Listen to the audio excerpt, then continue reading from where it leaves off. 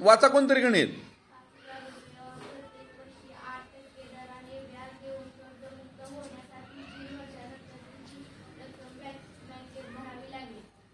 हा, आता आपल्याकडे गणित काय आहे बघा. 5,000 रुपयावर प्रत्येक वर्षी 8% दराने व्याज देऊन कर्जमुक्त होण्यासाठी 3 वर्षानंतर किती रक्कम बँकेत भरावी लागेल. म्हणजे 5,000 रुपये बँकेकडनं व्याजाने घेतलेला आहे. त्यासाठी व्याजाचा दर किती आहे आपल्याला 8% आणि मुदत किती वर्ष आहे रे 3 वर्ष. आणि मग 3 वर्षानंतर किती रक्कम भरावी लागेल. तर ती रक्कम आपल्याला जेवढं आपण रक्कम घेतली होती ती रक्कम तर भरावी लागेल. आधी काय भरावं लागेल आपल्याला व्याज भरावं लागेल. म्हणजे पहिल्यांदा आपल्याला काय काढावं लागेल आता व्याज काढावं लागेल बरोबर. मग व्याजाचं जे आपल्याकडे सूत्र आहे ते काय आहे. व्याजाचं सूत्र कोण सांगतं. व्याजाचं सूत्र काय आहे.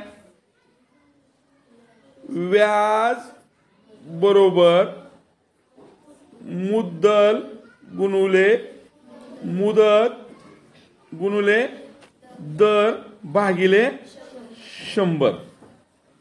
आता आपल्याकडे मुद्दल किती आहे 5,000. मुदत किती आहे आपली 3 वर्ष आणि दर किती आहे आपला 8 वर्ष. भागिले किती करावं लागेल 100. 2 शून्याला 2 शून्य गेल्या. म्हणजे आता आपण गुणाकार करणार कशा कशाचा 50 3 आणि 8. मग आपण असं करू शकतो का थोड्यासाठी हा 0 बाजूला ठेवून 5 गुणिले 3 किती आलं 15 गुणिले 8 किती आलं 120. आणि 120च्या पुढे हा 0 जो आपण बाजूला ठेवला होता तो जर घेतला तर किती आला रे 1200. म्हणजे हे 1200 जे आलं ते काय आलं व्याज आलं. म्हणजे आपल्याला बँकेला 1200 रुपये व्याज द्यावं लागणार आहे.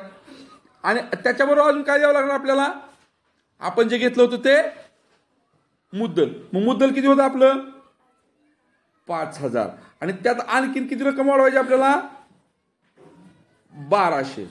म्हणजे एकूण रक्कम किती झाली 6,200. आणि मग 6,200 पर्याय आहे का आपल्याकडं.